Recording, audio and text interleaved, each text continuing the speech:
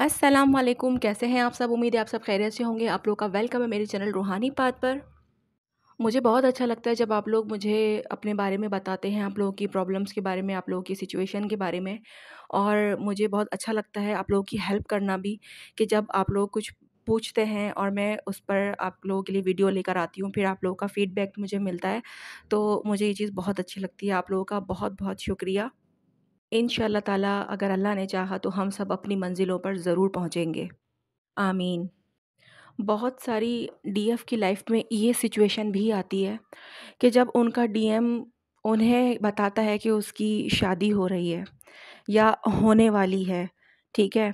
तो वो जो वक़्त होता है ना डीएफ के लिए, वो बहुत ज़्यादा पेनफुल होता है, क्योंकि उस वक़्त डीएफ को ऐसा लगता है कि अब सब कुछ ख़त्म हो चुका है, अब कुछ भी बाकी नहीं रहा, क्योंकि अगर वो किसी और का हो गया, तो फिर मैं इस जर्नी में अकेले क्या कर रही हूँ, या फिर ये मुझ अकेली को क्यों मिली? तो यहाँ पर डीएफ उस पेन से गुज़रती है, जो उसको मज़ीद तोड़ के रख देता है। क्योंकि डीएम का चले जाना या फिर शादी कर जाना, दोनों जो है वो अलग बातें होती है। एक बंदा आपसे सिर्फ़ कॉन्टैक्ट में नहीं है, बात नहीं कर रहा, हमें पता है कि ठीक है वो बात नहीं कर रहा, बस वो इधर-उधर है, घूम रहा फिर रहा है, अपनी मौज-मस्ती में लगा हुआ है। लेकिन एक बंदा जब मैरिड हो रहा होता है, शादी कर रहा होता है, तो बस फिर ऐसा लगता है कि अब मतलब सारी मैं जंगें हार गई।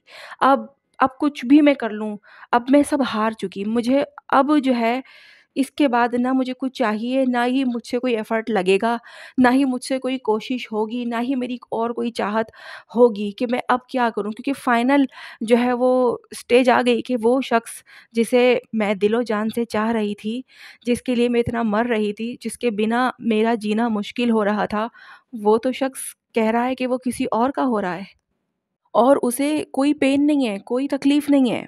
इनफ़ैक्ट वो खुश है। और यहाँ पर डीएफ की दुनिया ही पलट जाती है। तो आज मैं उन डीएफ के लिए ये वीडियो लेकर आई हूँ कि मैं उन्हें थोड़ा गाइड कर सकूँ इस हवाले से, कि जिन भी डीएफ के साथ ये सिचुएशन होती है ना, कि उनका डीएम उनके होते हुए किसी और को चूज़ कर लेता है, कहीं और चला जाता है, परमानेंट आप लोगों को लगता है कि वो चला गया है, 3D मैरिज उसकी हो रही है या फिर हो गई है। और वो खुश भी है इस सब को लेकर, उसे कोई फ़र्क नहीं पड़ रहा कि मुझे तकलीफ़ हो रही है, नहीं हो रही है। वो खुश है, वो बहुत एक्साइटेड है कि उसका रिश्ता पक्का हो रहा है या फिर वो एक नई जो है वो ज़िंदगी में कदम रख रहा है। तो वो डीएफ ये सुन लें और समझ लें कि वो चाहे शादी कर ले, चाहे कुछ भी कर ले, अभी वो खुश है, ठीक है? क्योंकि अभी तो आप लोगों ने ये मिसाल तो सुनी होगी ना कि दूर के ढोल सुहाने, ठीक है?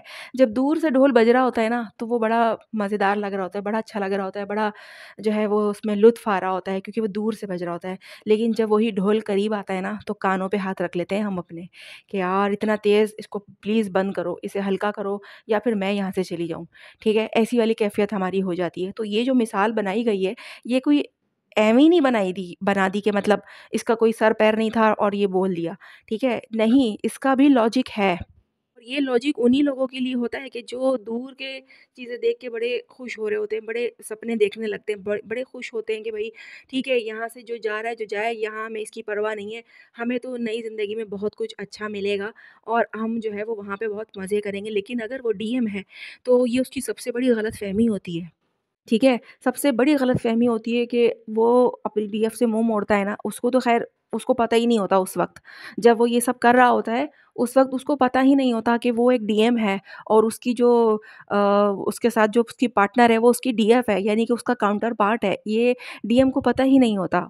लेकिन क्या कि वो उसकी फीलिंग की या उसकी किसी भी चीज़ की वो कदर नहीं कर रहा होता उस वक़्त, क्योंकि वो अवेकन ही नहीं होता। ठीक है? तो वो जा रहा है ना, उसे जाने दें।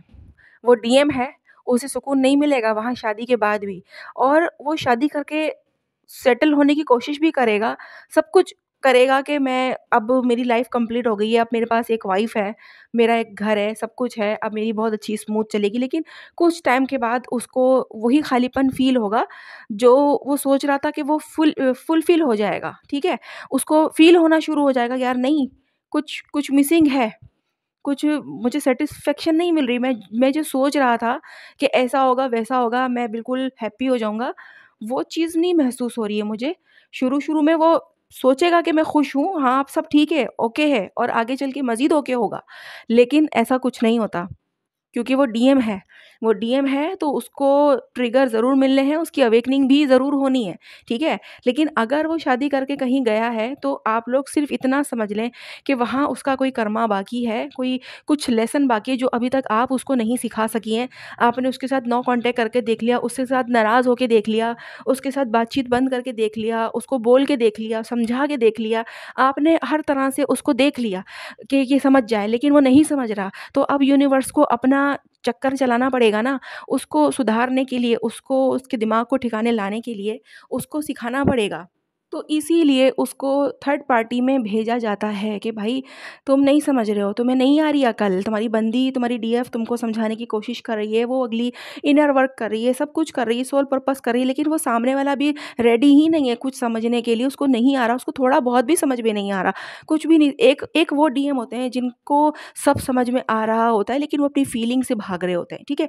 वो डिफरेंट वे हो जाता है, ठीक है? कि वो सब कुछ पता है उन्हें, समझ में आ रहा है, उनको फीलिंग का भी पता चल रहा है कि यार है इसके लिए मेरे दिल में बहुत स्पेस है, बहुत जगह है, ठीक है? वो सब कुछ समझ रहे होते हैं, लेकिन वो हाइड करके रखते हैं, वो छुपा के रखते हैं, वो बोलते नहीं हैं। अब वो बोलते जो नहीं है, वो उसकी एक सिचुएशंस होती हैं, वो हम बाद में डिस्कस करेंगे कि वो क्यों नहीं बोलते। लेकिन एक डीएम वो होता है कि जिसको फीलिंग ही फील नहीं होती है, यानी कि वो सामने वाली को पसंद कर रहा है, नहीं कर रहा, उसकी उसके दिल में कोई ख़ास जगह है या नहीं है, यही उसको पता नहीं होता, ठीक है? तो जब वो वाले डीएम, क्योंकि वो इस स्टेट में है कि उनको कुछ पता ही नहीं है, वो कुछ फ़ील ही नहीं कर पा रहे हैं, उनको लग रहा है कि नहीं ये तो जो भी है, मतलब मुझे और भी इससे बेहतर मिल सकता है और भी मुझे इससे अच्छा मिलेगा, ठीक है? तो वो उसमें आगे बढ़ते हैं। तो वो जो डीएम है ना, इसी वजह से उनको थर्ड पार्टी में भेजा जाता है कि बस वहाँ जाकर उसके भी मज़े लेकर देख लो कि थर्ड पार्टी में तुम्हें क्या फ़ील हो रहा है, क्या तुम्हें जो है वो समझ में आ रहा है यहाँ पर, ठीक है? तो इसी वजह से उसको थर्ड पार्टी में, यानी कि आपकी हेल्प के लिए ही, आप जो नहीं समझा सकीं, वो यूनिवर्स अब अपने तरीके से समझाने वाला है, ठीक है? इसीलिए उसको नए रिश्ते में भेजा जा रहा है ताकि उसकी जो है आँखें खुलें, वो समझ जाए कि मैं अब शादीशुदा हूँ,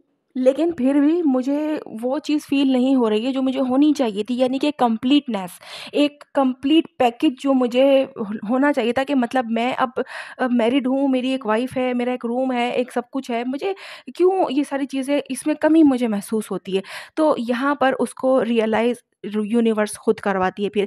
ये वो डीएम होते हैं जिनको डीएफ सब कुछ करके हार चुकी होती है, नहीं वो सामने वाला समझ पा रहा होता, और यूनिवर्स भी देख रही होती है कि भाई यहाँ पर तो इस पे कोई असर नहीं हो रहा, ये बड़ा ही जो है वो मतलब सख्त है, समझ लो। तो इसीलिए फिर यूनिवर्स उसको अपनी तरफ से, अपने तरीके से तोड़ती है।